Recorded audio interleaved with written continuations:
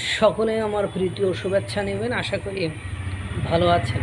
দেখেন, যখন Donald Trump একের পর এক ভারতের উপর শুল্ক আরোপ করে, তখন বাংলাদেশ পাকিস্তান এর যারা ভারত বিরোধী আছে, তখন এরা খুব আনন্দিত হয়, আত্মহারা হয়ে যায়। কিন্তু এরা জানে না যে ভারতের যে পণ্যের উপর ডোনাল্ড ট্রাম্প শুল্ক আরোপ করে, ওই পণ্যগুলো ভারতের থেকে মার্কিন যুক্তরাষ্ট্র খুব কম যায়। এবং প্রতিযোগিতায় আপনারা দেখেছেন ভিয়েতনাম, বাংলাদেশ, এরাই ওই সব পোশাক শিল্প, টেক্সটাইল শিল্প, ওই সেক্টরগুলোতে এগিয়ে থাকে।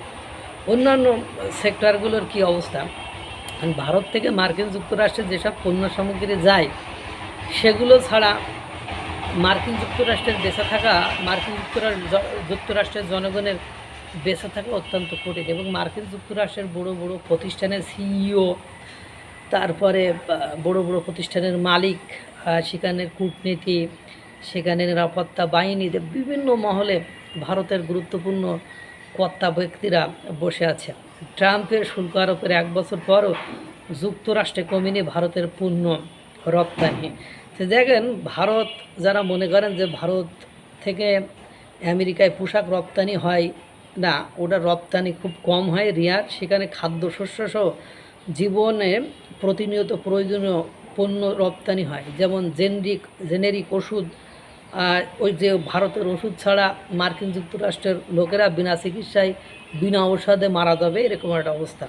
যেগুলো ছাড়া বেঁচে থাকা যায় না, বেঁচে থাকা মোটেও সম্ভব নয়। তাই ভারত থেকে আমেরিকায় পণ্য যাবেই, সেটার দাম যাই হোক না কেন, সেটা যদি আকাশচুম্বী গগনচুম্বী দাম হয়, তারপরেও ভারত থেকে আমেরিকায় এসব পণ্য যাবে, এইটা অনেকে তো জানে না, এই জন্য লাফালাফি করে। মহান সৃষ্টিকর্তা সকলকে ভালো রাখুক, সুস্থ রাখুক।